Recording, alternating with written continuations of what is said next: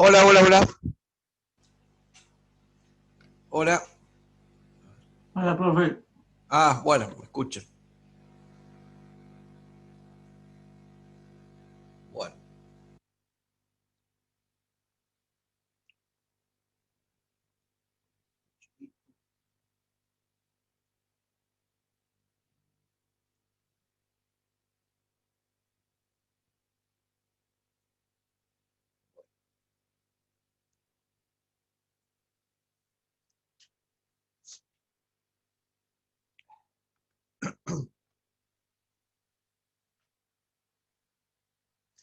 Bueno, muy bien. Entonces estamos viendo, empezamos a ver lo que es un organigrama, empezamos a ver lo que es, eh, digamos, cómo se divide el trabajo. Eh, yo diría que se puede dividir por responsabilidades, o sea, establecemos lo que se llama jerarquía eh, o autoridad, que quiere decir que esta persona tiene jerarquía, autoridad sobre los niveles inferiores. El, este esquema se llama militar porque, bueno, es un esquema típico de cualquier organización. Cuando digo militar, puede ser la policía, puede ser eh, organizaciones. También se da en la administración pública, es muy, muy común ver esto. Eh, la, la, este, la idea es que cada una de estas celdas comprenden algún tipo de actividad específica distinta, o sea, entre este y este hay diferencias. A ver, le vamos a poner una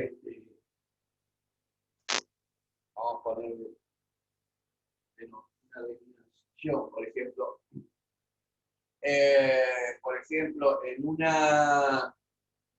por ejemplo, en la municipalidad yo tengo el director de, por ejemplo, de obras y servicios.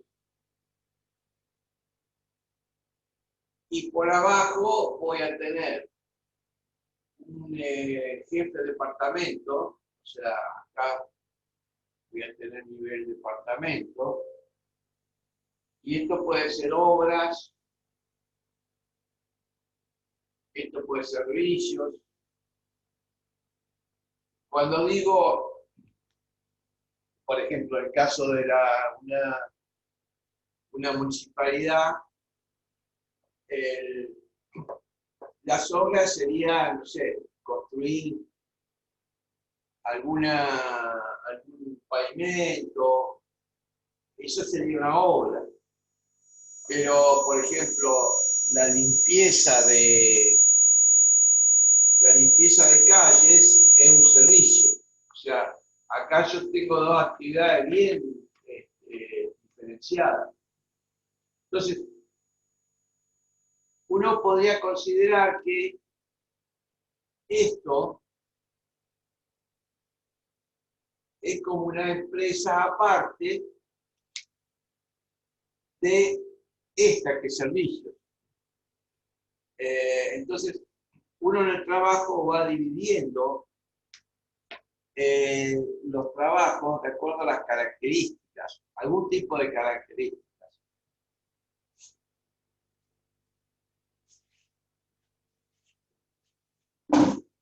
Eh, la organización lineal, ustedes vieron que hablamos de que eh, hay una organización formal. Bueno, lo importante de esto es que, digamos, que está plasmada en algún tipo dibujo o algún documento donde va a aparecer, por ejemplo, qué es lo que hace esta persona, qué es lo que hace cada uno de estas actividades. Se suele tener una división de ese tipo y una especificación. Cuando digo especificación, hay una descripción de cada uno de esos ravioles o cada uno de esos cuadrados. En cada uno de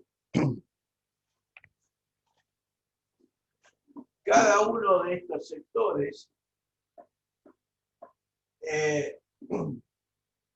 tienen una cierta relación entre ellos, pero su relación más importante es con el director, porque el director es el que le dice qué horas hay que hacer, o qué servicio, qué limpieza hay que hacer, o no sé, si tiene algo de auxiliar, no sé, podría ser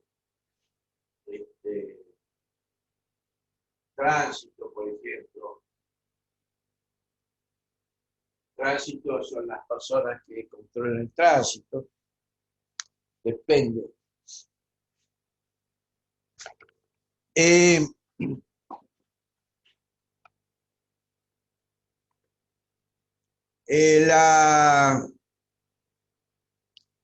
Es importante tener en cuenta que, digamos, un poco como vimos en la unidad 2, se establece una organización. La organización lo manifiesto como un organigrama, y se acuerdan que había una organización informal,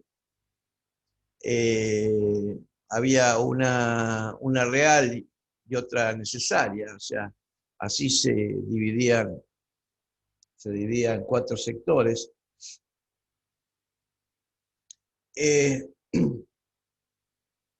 Y que este dibujo, lo que yo he dibujado acá, a veces es una formalidad, porque en realidad hay veces que esta persona trabaja en relación a este sector o a este departamento por alguna particularidad que tenga la persona, no la función. Por ahí esta persona es una persona que tiene alguna capacidad especial,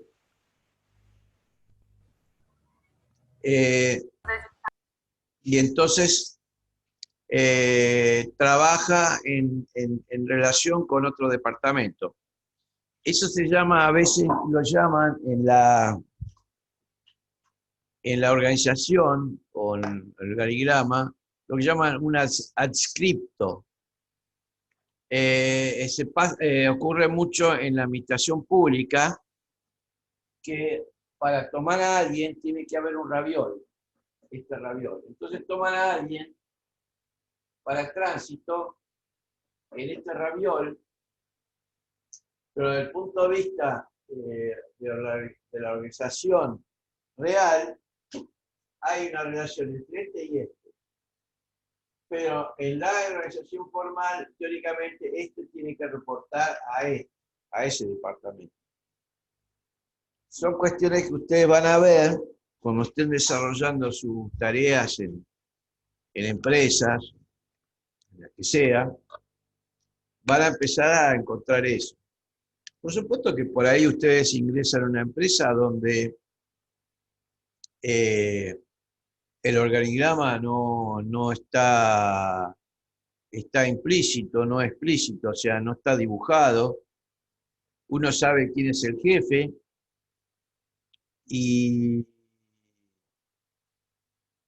digamos, se establece por costumbres, pero no encuentran nada escrito. Y hay empresas que tienen todo esto escrito, especificado, en, de hecho que si alguien ha trabajado en educación, por ejemplo, educación es una organización típicamente militar. Hay un director, hay regentes, después hay jefes de departamentos y después hay profesores. Esa es una organización típicamente militar y la función del director, del jefe del regente o el jefe de departamento está especificado, hay como un manual de operación. Bueno,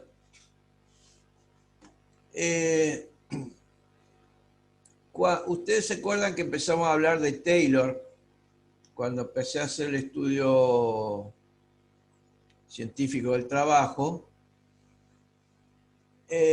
Empezó a analizar esta cuestión de la organización y Taylor empieza a volcar esto a documentos, o sea, empezó a escribir sobre el tema de la organización del trabajo, ¿no? Les recuerdo, lo importante de Taylor es que él tomó el trabajo de artesano, lo dividió en digamos, el trabajo total lo dividió en tareas. Cada una de esas tareas se la encargaba a una persona distinta, capacitaba a los trabajadores para hacer una tarea específica, que eso tenía una ventaja desde el punto de vista de Taylor, porque primero que era bastante más fácil capacitar a una persona para una actividad muy reducida, digamos, muy acotada, y después tenía ciertas ventajas, que si esa persona, esa tarea, si esa persona se iba, era muy fácil reemplazarlo, porque había que capacitar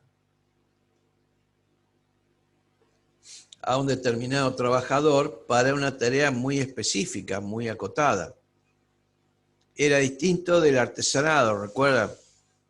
El artesano hacía, así por decir una cosa, un elemento completo, un elemento complejo, lo hacía en forma completa.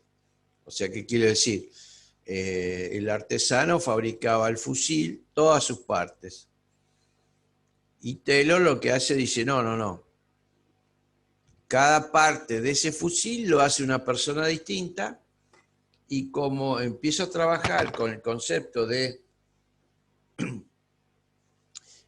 piezas intercambiables, que esa es la gran virtud de Whitney, fabricar piezas intercambiables, con lo cual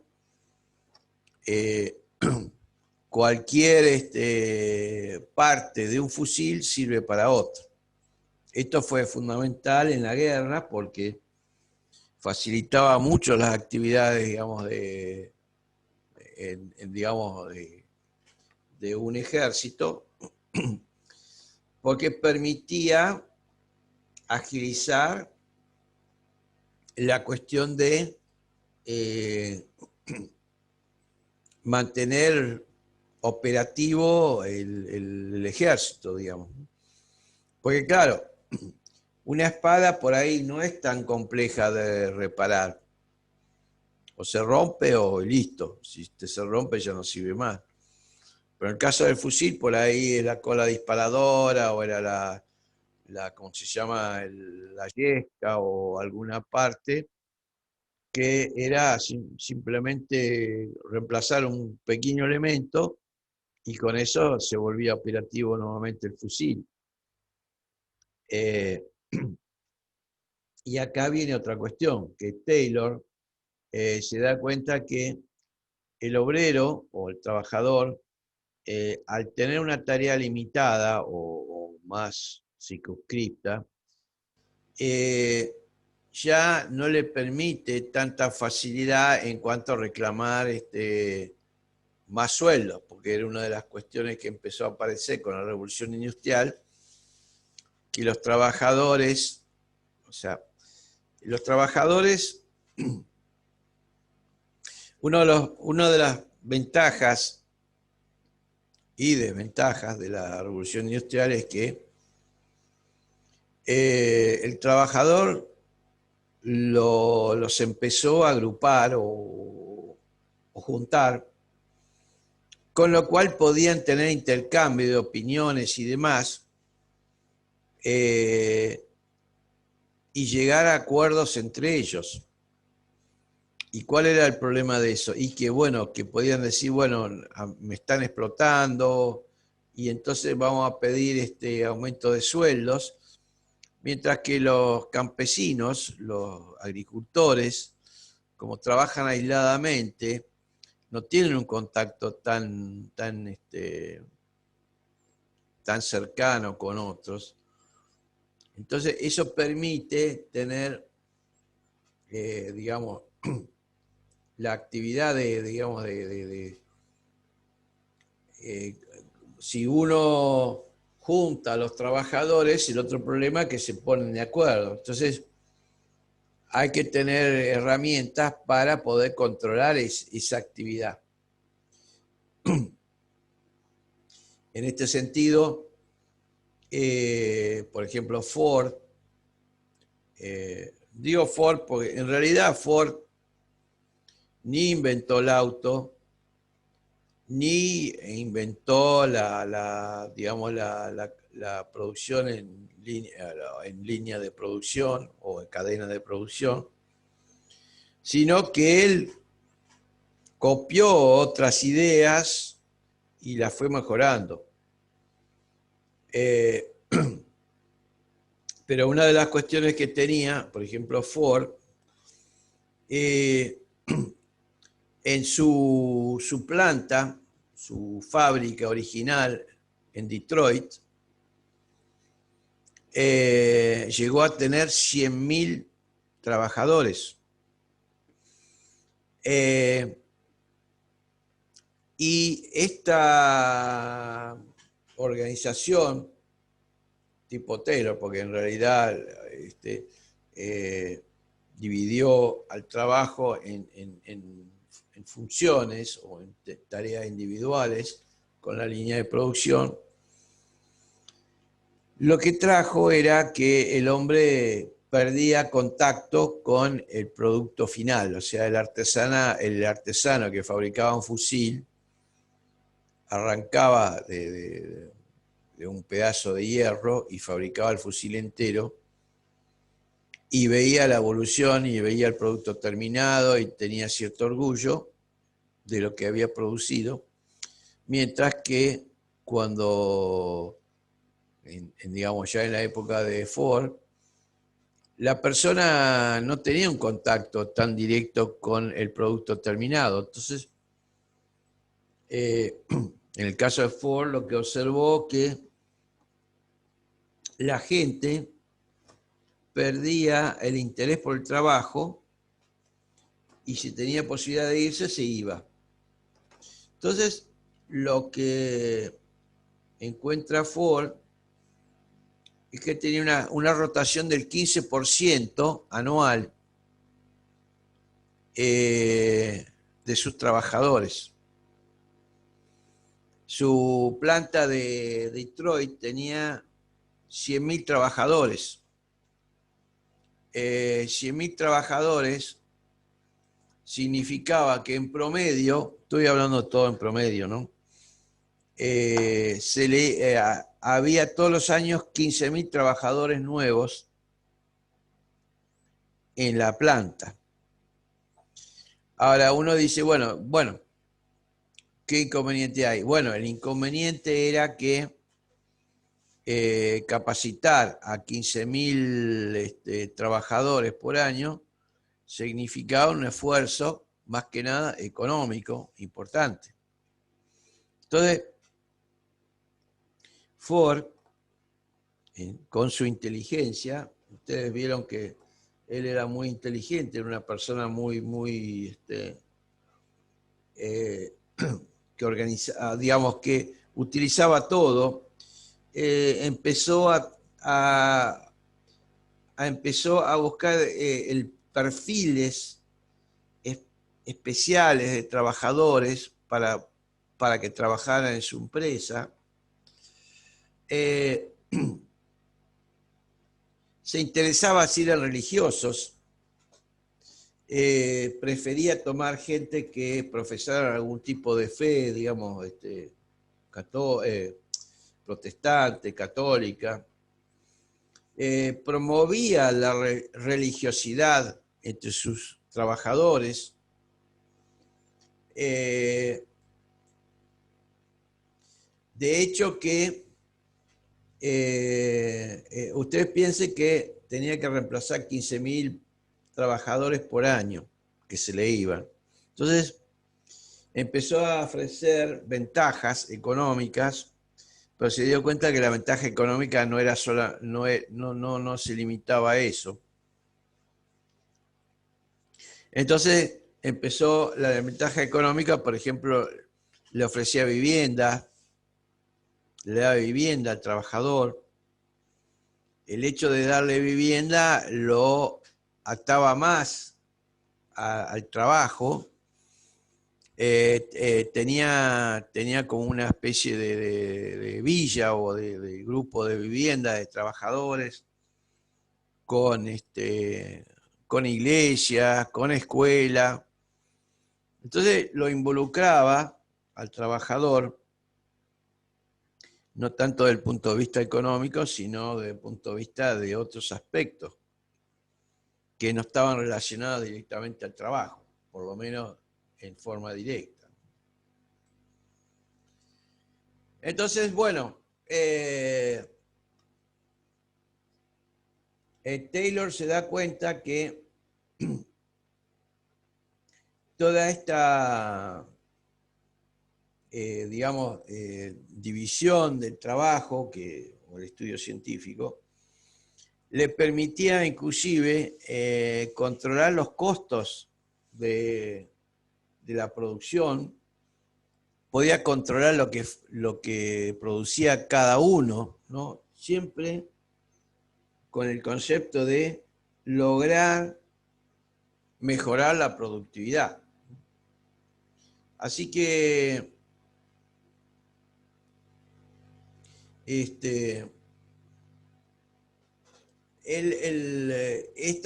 tipo de trabajo puede llegar a ser una buena forma de controlar en forma indirecta la actividad laboral en una empresa.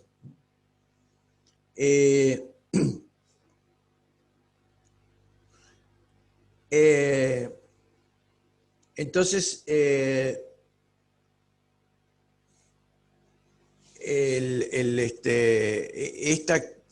esta forma de trabajar, el estudio científico del trabajo, de alguna forma estaba orientado a poder tener un control más cercano a las actividades que hacía cada persona. Empezó a darse cuenta que necesitaba, digamos, por ejemplo, el trabajador podía tener aptitudes, digamos, manuales, pero que necesitaba ciertas aptitudes para un capataz, que sería, digamos, un capataz podía ser, en este organigrama sería esta persona. O sea, esta persona necesitaba ciertas capacidades que cada uno de estos no tenía. Que este capataz podía adquirir ciertas de las capacidades de estas personas de abajo, pero había ciertas cuestiones personales del capataz que no eran, que por ahí no se podían,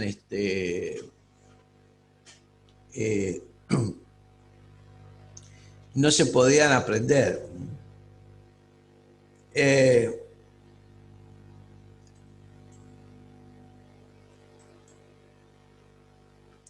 Entonces,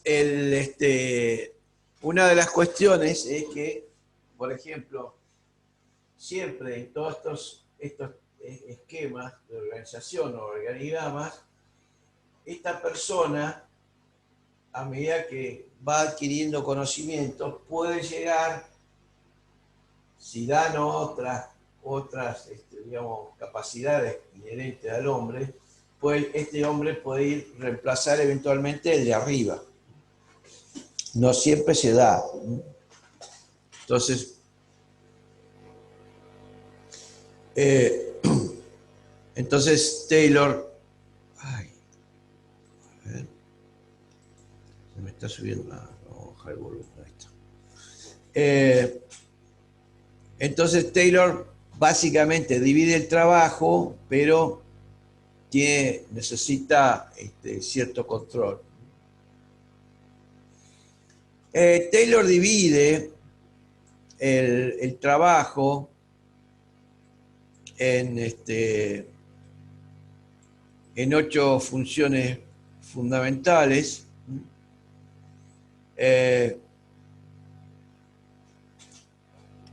Están en los apuntes, así que yo se los voy a comentar nomás. El mantenimiento es mantener las máquinas funcionando. Había como una oficina técnica que iba organizando de cómo el trabajo, digamos, cómo se preparaba como unas fichas. Ahora ya eso con la computadora ha desaparecido, pero hasta hace poco, en muchas fábricas, el operario le daban como una tarjeta de qué es lo que tenía que fabricar y el operario tenía las indicaciones para fabricar el elemento que tenía que fabricar. Después, bueno, dentro de las funciones, de las 8 funciones, es preparar el equipo para que funcione, digamos, además de mantenimiento, ponerlo operativo.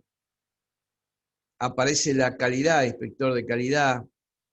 Aparece la persona que tiene que capacitar a otro. La persona que capacita tiene ciertas, digamos, para enseñar uno tiene que aprender a enseñar. O sea, uno tiene que aprender a enseñar y el que enseña, digamos, no es que enseña cualquier cosa, sino que enseña con una estrategia.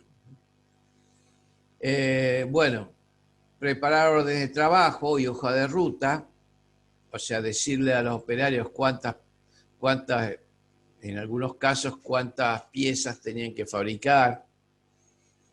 Aparece el que tiene que hacer un control de los tiempos que utiliza la gente en su trabajo. Y aparece la parte de, digamos, del supervisor, o el encargado de personal. Entonces, estas organizaciones, ojo, este organigrama no es universal, digamos. Hay, cada actividad va a tener un organigrama distinto. Pueden haber actividades que tengan organigramas distintos, pero tengan un objetivo común. A veces depende también de la visión de esta persona acá. Me refiero, por ejemplo, o me voy al caso Toyota. El caso Toyota no tiene un organigrama de ese tipo. El trabajo con régimen de tipo Toyota o de calidad total se basa en células de trabajo, células que tienen que preparar el trabajo, así como Taylor, se divide en partes, pero cada una de las partes se preparan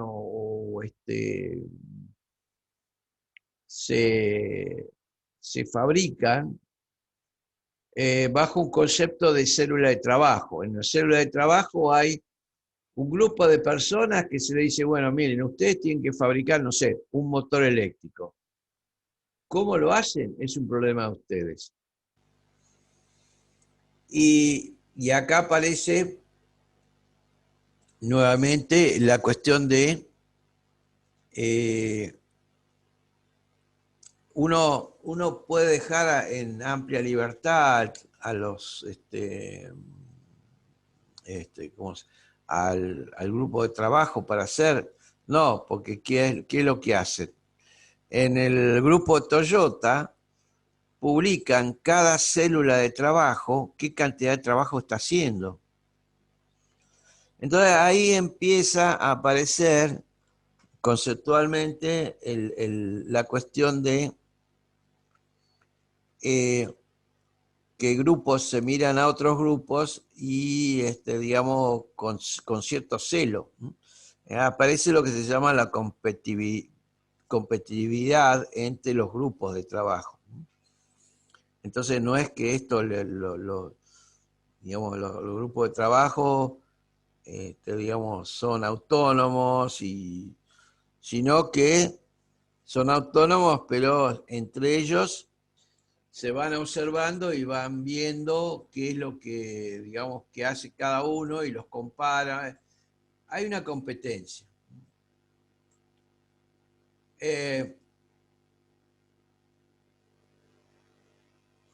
Acá uno de los problemas que hay en estos organigramas, en el organigrama de este tipo, de este lineal, es que si la producción de esta persona aparecen fallas, la cuestión a veces es difícil determinar de quién, a veces es evidente, pero a veces que no se sabe si las órdenes estuvieron mal dadas acá o estuvieron mal dadas acá. A veces hay una indefinición en cuanto a quién es el responsable de que el resultado no sea el adecuado. Porque a veces si yo me fijo una cantidad de, digamos, de productos a, a fabricar en un cierto tiempo, a veces lo que me interesa es fabricar tanto, no sé, un motor eléctrico, pero después viene el tema de que si fabrico 10, hay 2 que salen con defectos, entonces eso me va a afectar mi productividad. En este estudio de la organización aparece la organización lineal asesorada. Organización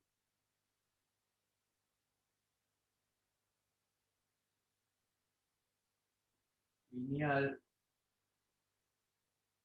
asesorada.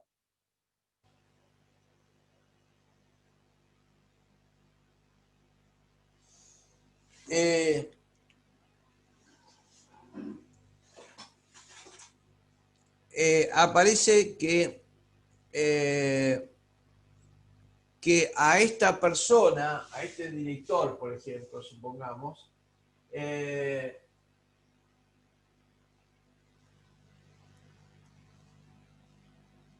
aparecen asesores que el asesor puede estar, digamos, acá,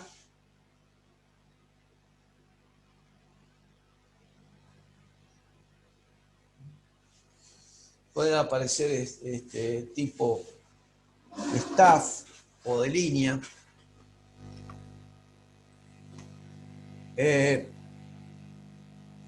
Y estas personas, estos asesores, son gente que piensa básicamente. Este asesor no tiene, digamos, no tiene jerarquía sobre el resto de las funciones que están por debajo de él. Así que la cuestión es siempre el responsable del director. El director escucha al asesor y puede aceptar lo que dice o no.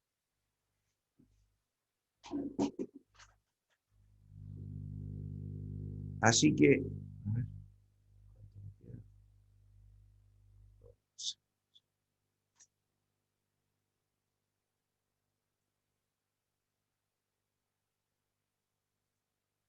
a ver, esperen.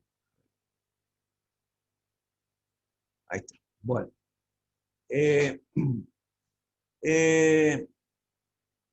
Ustedes leyendo la bibliografía van a encontrar un tal Banks,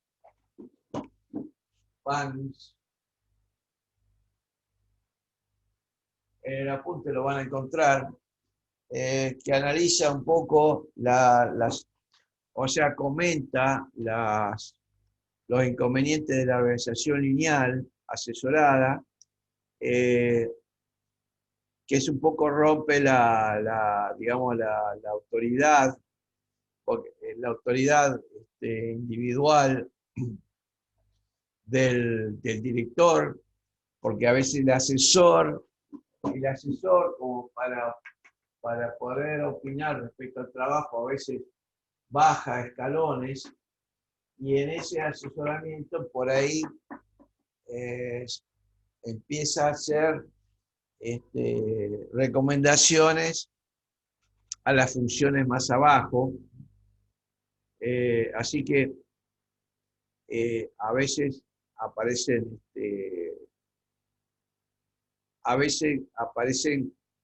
digamos, cuestiones que, digamos, porque en toda organización, de producción, tiene que haber responsables.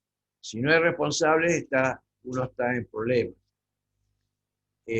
Porque después cuando la producción no se alcanza, en una organización o una empresa,